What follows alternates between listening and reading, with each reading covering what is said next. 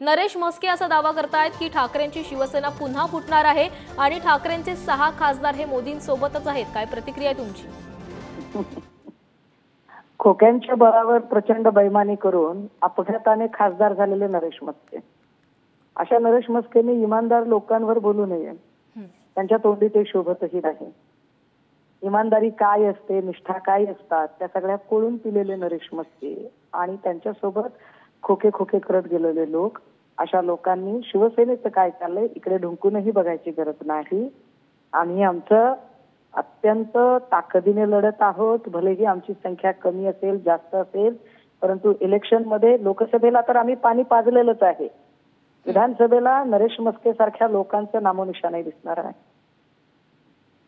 सुषमाजी, नरेश म्हस्के यांचं असं म्हणणं आहे की 6 खासदार मोदींसोबत आहेतच, पण त्यातले 2 खासदार आहेत जे शिंदेंच्या संपर्कातही आहेत।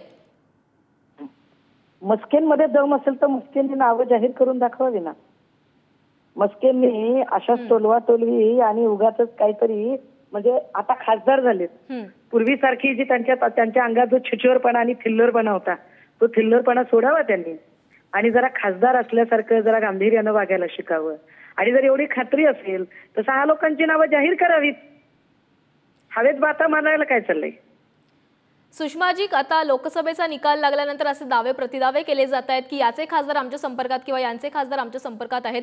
आता नरेश म्हस्केंनी असा दावा केलाय, मग शिंदेंसोबत असलेले काही आमदारही ठाकरेंच्या शिवसेनेत परत येण्याची चर्चा रंगवली जाते। असे कोणते आमदार तुमच्याही संपर्कात आहेत का?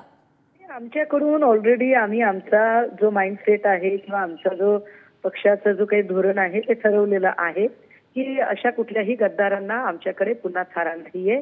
त्यामुळे त्यावर आम्हाला काही चर्चा करण्यामध्ये काही स्वारस्य नाहीये।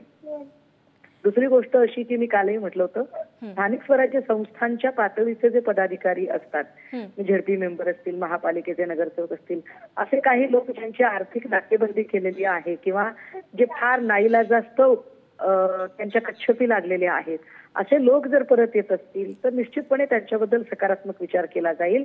मात्र नरेश म्हस्केंच्या सारखे जे छिछोर आणि थिल्लर विधान करणारी लोक असतात, ज्यांना आपण खासदार झालो याचंही भान नाहीये, ते आपण खासदार झाल्यावर जरा संयत आणि थोडी ठहराव असलेली विधानं केली पाहिजेत हेही कळत नाही, तर अशा छिछोर आणि थिल्लर लोकांना निश्चितपणे आमच्याकडे थारा नाहीये। धन्यवाद सुषमाजी, तुम्ही दिलेल्या प्रतिक्रियेसाठी।